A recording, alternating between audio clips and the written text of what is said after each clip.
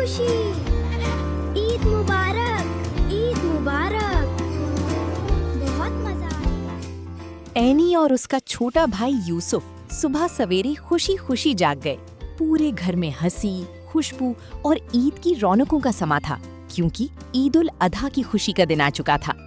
Any ने अपनी खूबसूरत गुलाबी फ्रॉक पहनी, जबकि यूसुफ ने नया सफेद कुर्ता पाजामा ज़ेब-ए-तन किया।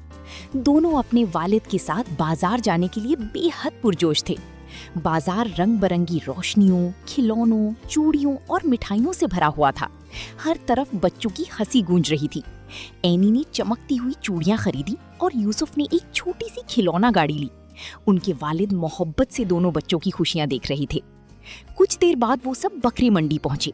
वहां एक प्यारा सा सफेद और भूरा बकरा खड़ा था, जिसके गले में नीली रिबन बंधी हुई थी। एनी फौरन बोली, इसका नाम मिट्ठू होगा। यूसुफ हंसते हुए उसे घास खिलाने लगा। दोनों बहन भाई बहुत खुश थे। घर वापस आकर एनी और यूसुफ मिट्ठू को गली में घुमाने ले गए। मोहल्ले के बच्चे भी उसके साथ खेलने लगे।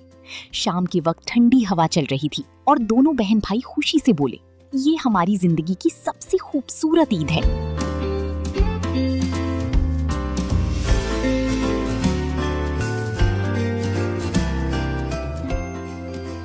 Thanks for watching. Eid Mubarak. Like, share and subscribe.